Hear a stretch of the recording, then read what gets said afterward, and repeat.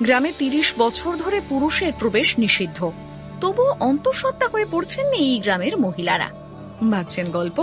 আগে না, একেবারে নির্জলা সত্যি। কোথায় ঘটছে এমন ঘটনা? আসুন শুনে নেওয়া যাক। ১-২ নয়, গুনে গুনে ৩০টি বছর। হ্যাঁ, ঠিক এতগুলো দিন ধরেই কোনো প্রাপ্তবয়স্ক পুরুষের মুখ দেখেনি এই গ্রাম।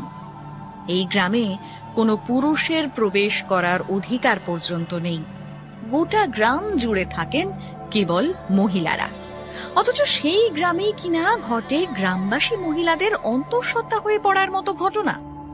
হ্যাঁ, আধুনিক বিজ্ঞান যদিও সিঙ্গল মাদার কিংবা সিঙ্গল ফাদার হওয়ার পথ খুলে দিয়েছে, কিন্তু পৃথিবীর প্রান্তিক অঞ্চলগুলিতে সেই প্রযুক্তি এখনো পৌঁছয়নি।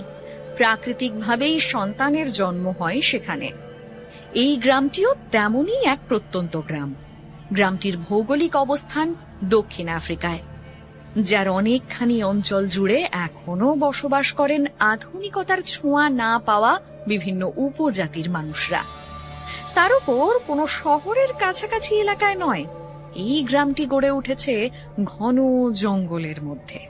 এমন এক দুর্গম এলাকায় কেবল মহিলাদের গ্রাম গড়ে ওঠার কারণ কি? আর কেনই বা সেখানে পুরুষের প্রবেশ নিষিদ্ধ? আসলে এহেন নিষেধের পেছনে রয়েছে এক কুৎসিত ইতিহাস।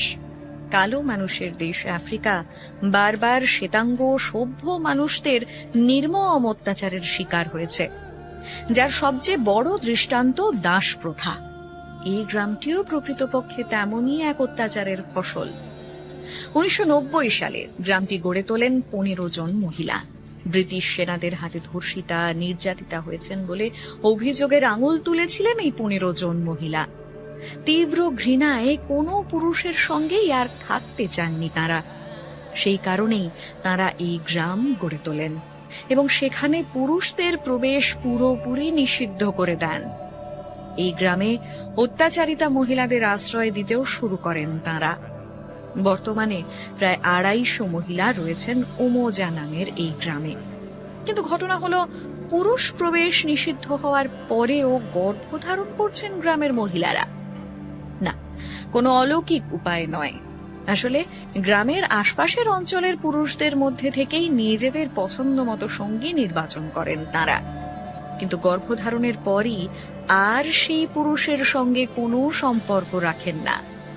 এই গ্রামে সন্তানের অধিকার একান্তভাবেই মায়ের। একাই সন্তানকে বড় করার ভার নেন তারা।